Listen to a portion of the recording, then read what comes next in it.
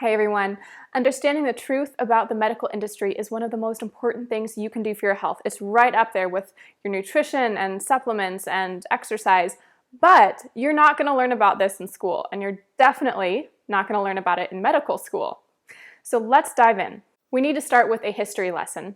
So in pre-agriculture societies, and even into early agriculture, all societies across the world had a shaman or a spiritual healer in their communities.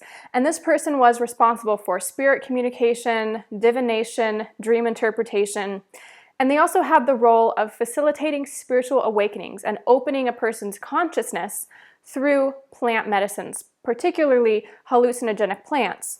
And I've done another video on intuitive plant medicines. These spiritual healers actually made their plant medicines by listening to the plants, literally listening, and the plants would tell them the healing that they wanted to offer humanity. There were also herbalists and bone setters in these early societies, and their work that dealt with healing the physical body, it wasn't considered as important as the spiritual work of the shaman. It was truly considered that healing the soul and the spiritual level was the most important healing work to do. Now we're going to do a big fast forward through history. We're going to move through this time period where there were a lot of peaceful goddess worshiping societies, and then those transitioned into more dominant, violent, male worshiping societies with male deities. This was a very profound shift in society. It happened across the world. I go into more detail in this in my book, The Invisible Corset, because this period of history and this kind of foundational perception change has implications today in our relationship to our body and our relationship to nature. So it's really important to understand, but for the sake of this video, we're going to fast forward through that. We're going to get to the Middle Ages in Europe around 1200. At this time, Christianity is growing, and it's leading to the development of science and Western medicine as we know it now. What's important to understand is that science was not developed independent of religion. It was actually a product of the religious beliefs at the time, and it carried forward a lot of the religious assumptions of the time. So that included the assumption that women were inferior to men, that women shouldn't hold positions of authority, including healers, because that was a position of authority, and also this assumption that humans have the right to own and dominate nature. And that was a belief that was very different from the indigenous perspective, that nature is something we're in communication with, we should be in partnership with, and that the earth is actually a living being. So this shift pushed women out of their role as healer and herbalists and medicine women. It has a lot to do with the witch trials and the witch burnings that went on. Of course, there are a lot of layers to that, but it was a big piece of removing women from their positions of intuitive healers because that didn't line up with this new paradigm of scientific Western medicine. The scientific revolution in the 1500s led to the concept of Cartesian dualism. So René Descartes, who's considered a father of science, suggested that the mind and the body are separate. Now, the mind deals with emotions and thought and spirituality, and this is separate entirely from the body, which is matter and which is kind of lower down in the hierarchy of importance. And it was also at this time that he proposed that the body is like a machine, and a lot of other scientists were suggesting that the universe was like a machine, that it works like clockwork. So we're really moving away from this earlier concept that the earth is actually a living being, that it has a female soul. This was a concept that a lot of early indigenous cultures had, and even early scientists in the Western perspective. But we really started to move into this belief that the universe, and therefore the human body, is like a machine. Over the next few centuries, scientists started to realize that the mind and the body aren't actually separate. They started to understand that our thoughts and emotions impact our bodies, like emotions can change hormone levels. That meant now we had a problem with this concept of Cartesian dualism. Well, what happened was scientists decided to just throw out the spiritual altogether and say, if we can't see it and if we can't measure it, it doesn't exist. So out the window goes all of spirituality, all of the concepts of the soul, the spirit realm, things that we can't measure, and we're left with the dogma the idea of materialism, which is it's only real if we can measure it, and the only reality is matter. Well, there's a big problem with this belief now. We are outgrowing that belief because we are finding through research that the underpinnings of reality are actually energy and consciousness, and that our consciousness can shift and shape the world around us. Well, indigenous healers knew this way long ago. They accomplished their healing through moving energy. There were commonplace uses of things like telepathy and communicating with plants and nature in these cultures.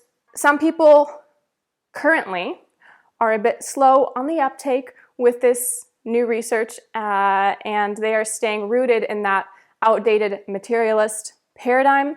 But this is just the nature of science. It kind of takes a while for huge paradigm shifts to take place and for the collective as a whole to catch up with the most recent data and information. So let me sum this all up. By now we're at the early 1900s, and we have now kicked the spiritual out of medicine, we've kicked women out of medicine, and we now see the body and the universe as a machine and dealing only with matter. But there was still the use and the practice of kind of herbalism and old wives' remedies in use in American healthcare. So in America in the early 1900s, doctors were using things like herbalism, homeopathy, chiropractic work, and nutrition in a very widespread way because they were having good results with their patients. And of course, there was progress we needed to make around some basic sanitation measures and things like this. But we were using, it was still considered that nutrition and herbs was kind of a foundational piece in a medical practice. And then in 1910, the oil industry bought out the American medical system. I cannot overestimate how much this impacts your life today. So the Rockefellers and the Carnegies in 1910, they funded something called the Flexner Report. This was an investigation and a report, and the stated intention was to make American healthcare more scientific and more cohesive. And doesn't that sound wonderful? Well, it sounds great, but the actual consequence was that this report wrote off anything outside of drug-based allopathic medicine as quackery and pseudoscience, two terms that we're now very well acquainted with. But a lot of people don't understand that these were in widespread use and wiped out by the Flexner Report. Now, why was this? Because at the time, Rockefeller owned 90% of oil refineries, and it had just been discovered, how coincidental, that pharmaceutical drugs could be oil-derived. So he basically bought out American healthcare in order to shift it into this pharmaceutical model that we now know, because that was profitable to him and the oil industry. Now the pharmaceutical industry and the medical industry are absolutely tied at the hip. And I've done another video on this called 5 Ways Big Pharma Lies to You. Some important things to note are now about half of university-led medical research is big pharma funded. And there are a lot of other techniques that the pharmaceutical industry uses to change and kind of mentally manipulate the behaviors of doctors and consumers. There are some other notable events worth mentioning. For example, in the 1960s, we had this big revolution with the development of psychotropic drugs. These are drugs that change brain chemistry, like antidepressants, anti-anxiety drugs, ADD drugs. There's just one big problem, which is now we have about 50 years worth of medical literature showing that these medications comprehensively make mental health worse in the long term. Okay, but they're being prescribed at a higher rate than ever before. So there are some really great books on this if you want to go deeper. I will link those below. Another important occurrence was in 1986. The National Childhood Vaccine Injury Act was passed.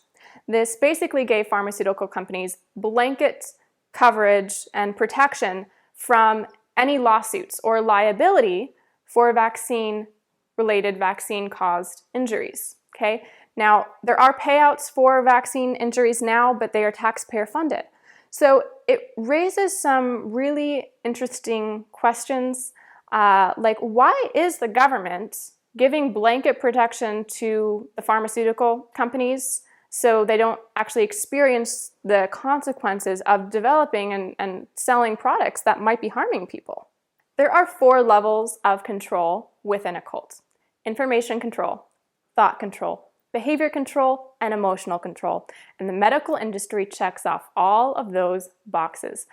So first, it controls information by not disclosing the full side effects or research on drugs, both to doctors, and then doctors aren't disclosing that to patients fully. And they're also not disclosing the alternatives to these drugs and to the medical model. The pharmaceutical companies also have ties to big tech, and information is now being controlled based on what we're seeing on social media and on Google searches. Our thoughts are being controlled because Big Pharma, at least in the United States and New Zealand, can market directly to consumers through pharmaceutical advertising. This has been shown to influence people's choices around what pharmaceutical drugs they use. And doctors are also being influenced by pharma funding and pharma lobbying. The pharmaceutical and the medical industry also controls our emotions by creating smear campaigns and personal attacks against, quote, conspiracy theorists and anti-vaxxers.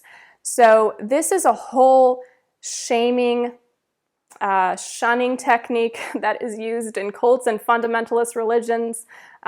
It's this idea that we will attack you, we will take down your reputation if you stray outside the allowable thoughts, okay?